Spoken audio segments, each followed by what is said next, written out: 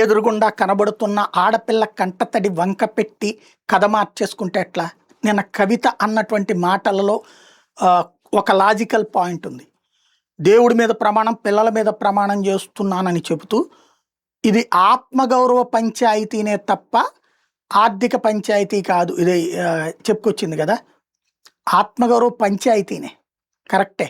కానీ ఆవిడ ఆత్మగౌరవాన్ని ఎవరు చెడగొట్టారు అంటే, ముందు ఆవిడ ప్రమాణం చేయాల్సింది ఏంటి?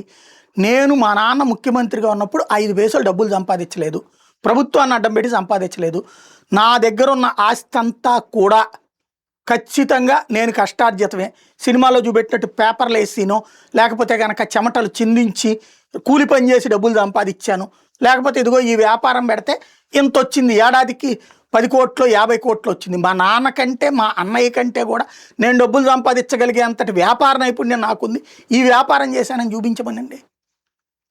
ఏ అవినీతికి పాల్పడలేదు, నేను 5 పైసలు అవినీతి చేయలేదని చెప్పి ప్రమాణం చేయమనండి. అది కాకుండా ఇది పంచాయతీ ఇంతే అంటే టాక్టికల్ వార్డింగ్ అనమాట. నేను అవినీతి చేయలేదంటలేదు. ఇప్పుడు అవినీతికి సంబంధించి ఢిల్లీలో లెక్కర వ్యాపారం అది చేసిందే చేయలేదా? నేను వ్యాపారం చేయలేదని నా పిల్లల మీద నా దేవుడి మీద ప్రమాణం చేయమని చెప్పండి.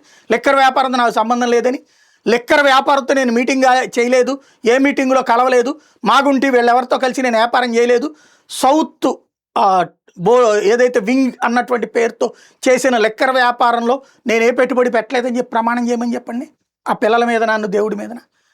అసలు లాజిక్ ఏంటి? ఆవిడ చేస్తున్నదంతా కూడా ఒక కాంగ్రెస్ కోసం పనిచేస్తుంది. చివరికి ఇప్పుడు నాన్న, మొన్నటిదాకా నాన్న మంచోడు, చుట్టూ ఉన్నోడు దెయ్యాలి, ఇప్పుడు నాన్నే చెడ్డోడు. ఏం పీకాడు మా నాన్న అనకుండా ఏం పీకిందని చెప్పి ఢిల్లీ దాకా వెళ్తున్నాం మనం. ఇది ఆవిడ మాటలు. ఎవరు మాట్లాడే మాటలు అయ్యి? రేవంత్ మాట్లాడే మాటలు. ఇది ఆవిడ నోట్లో నుంచి వచ్చింది. ఎందుకంటే ఇక జీవితంలో పార్టీలో ఆవిడికి ఛాన్స్ లేదు కాబట్టి కాంగ్రెస్లో ఉండి తీసుకోవడం. మేనకా గాంధీ గనక కాంగ్రెస్ పార్టీలో ఉండి తరిమి వేస్తే భారతీయ జనతా పార్టీలో చేరి మంత్రి ఇది పదవులు అధిష్ఠించినట్టుగా ఇప్పుడు ఈవిడ కాంగ్రెస్ పంచన చేయడానికి ముందు ఇప్పుడు షర్మిల కూడా అట్టాగే బయటకు వచ్చి ఆవిడ చేసింది. ఆ పైన ఇది విశిష్టం ఏంటంటే, పుట్టింట్లోనూ మా పెత్తనమే ఉండాలి, అత్తింట్లోనూ మా పెత్తనమే ఉండాలి షర్మిలకి ఈమెకి. అది విశేషం.